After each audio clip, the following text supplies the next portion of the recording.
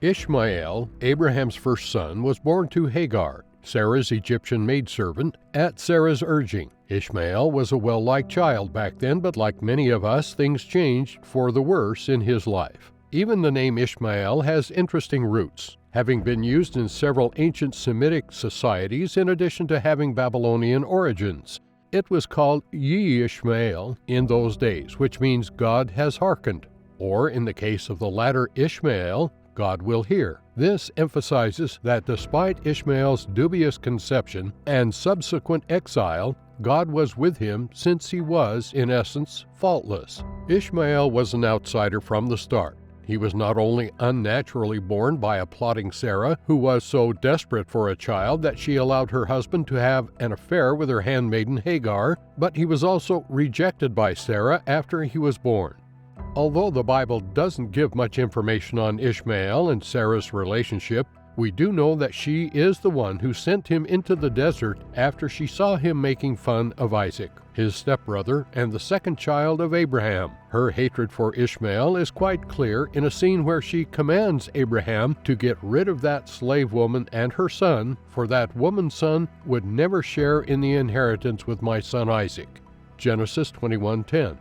Once Sarah has a baby of her own who was born naturally, she disowns Ishmael without any hesitation. We can see from this that Ishmael becomes the victim of a resentment that was not his fault. In addition to being forced to choose when his younger brother will be born, the will of Sarah drives him to the point of complete desertion and exile. This is one of the few times in the Bible where Sarah even acknowledges Ishmael. She can't even bring herself to call him by name. Instead, she refers to him as the son of her slave woman. She doesn't even acknowledge that she planned his birth, much less claim that he is her son, as she had intended. Rather, she criticizes him, denies him whatever rights he has as Abraham's son, and regards his second-born brother Isaac as better in every aspect. This suggests that despite wanting a child so desperately that she allowed Abraham to impregnate Hagar, Sarah later regretted her decision and behaved acrimoniously towards all parties involved, as if it were their fault.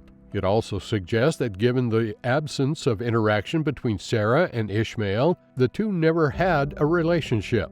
It is obvious that Sarah did not take Ishmael into her family as she had promised, but instead gave Hagar responsibility for raising him while completely removing herself from the situation.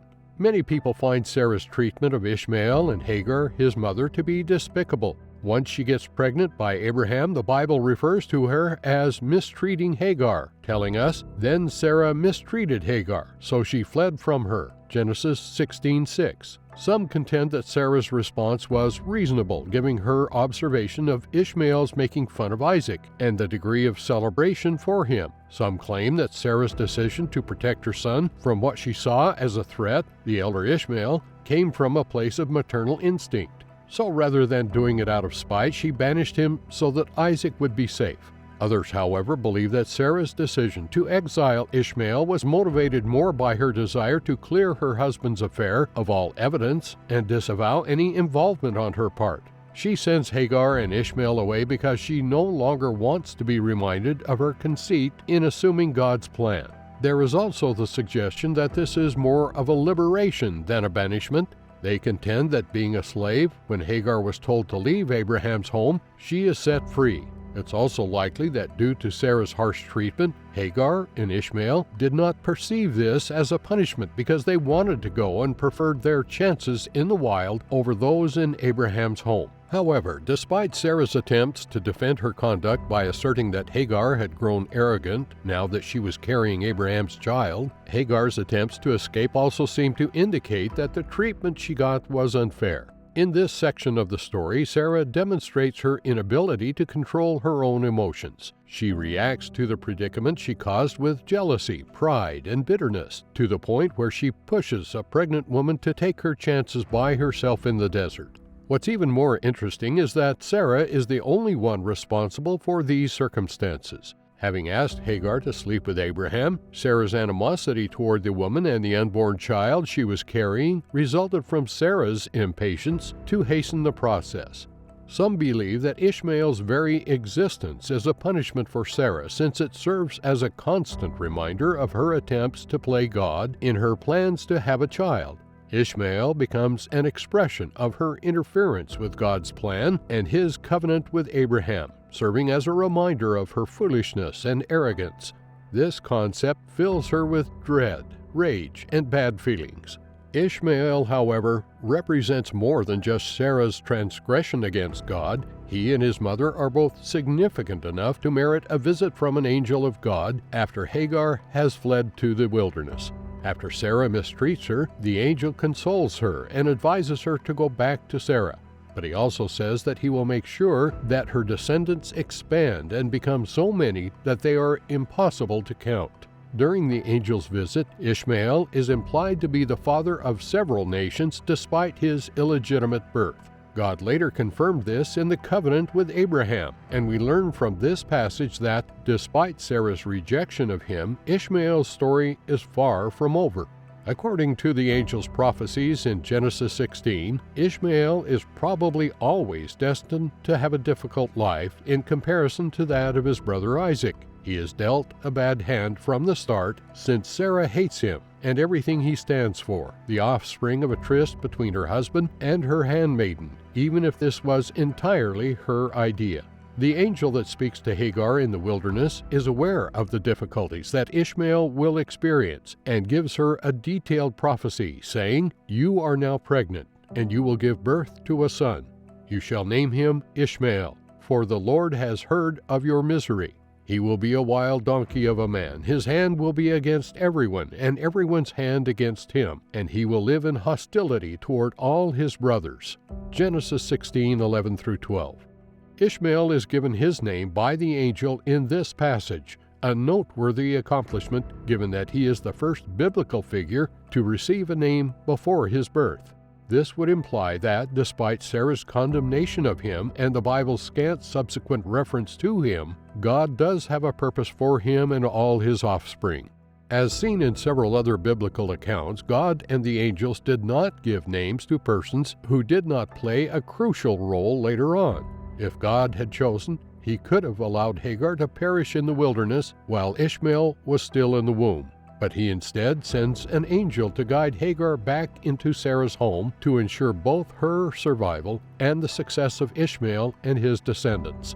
It is also possible that God wants it to be the case and wants Ishmael and his descendants to prosper as they do later on.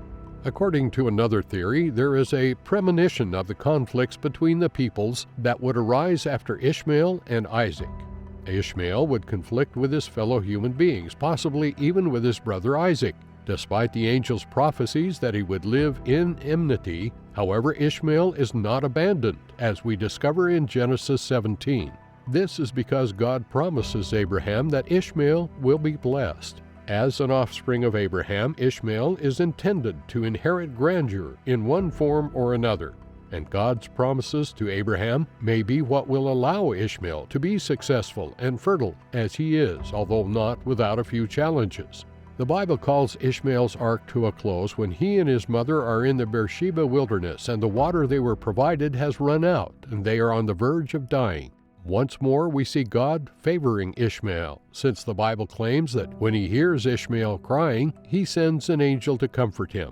Ishmael's subsequent endeavors are not mentioned in the Bible after this point, but rather Genesis 21:17-18 gives a brief summary of Ishmael's history. God heard the boy crying, and the angel of God called to Hagar from heaven and said to her, "What is the matter, Hagar? Do not be afraid. God has heard the boy crying as he lies there. Lift the boy and take him by the hand, for I will make him into a grand nation." God's promises came to pass. Similar to Jacob, the son of Isaac, Ishmael bears 12 sons who individually later become tribal leaders in the area stretching from Havilah to Shur, that is, from Assyria to the Egyptian border, from Assyria to Shur. Among these 12 sons, the most notable might be Kedar, the father of the Kedarites, a northern Arabian tribe that ruled the territory between the Persian Gulf and the Sinai Peninsula. 2 generations later, God saves the Jewish people through the descendants of Ishmael. Joseph is sold into slavery by Isaac's grandsons to Ishmaelite traders. After some time, he ascends to the position of second in command over the entire nation and rescues his father and brothers from a severe famine. Ishmael becomes productive as the Lord has said he would. His significance rises from his role as the ancestor of the Middle Eastern Nomadian Arabians.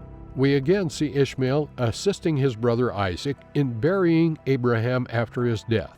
Genesis 25:9. Ishmael lives for 137 years. Like Ishmael, our life circumstances can swiftly and unexpectedly change, sometimes for the worse. When such happens, we should go close to God and ask for His guidance and fortitude. When unpleasant things happen, we can be tempted to grow resentful, but it never helps. We can only overcome those trying times in the valley by obediently following God's guidance. Another important lesson is imparted in the short story of Ishmael. Making human endeavors to carry out God's promises is wrong and ineffective. Ishmael's situation resulted in anarchy in the desert. He, Ishmael, will be a wild donkey of a man. His hand will be against everyone, and everyone's hand against him, and he will live in hostility toward all his brothers. Genesis 16:12. We should always remember that God's delay is not denial. Whatever He has promised, He will deliver, regardless of how long it takes.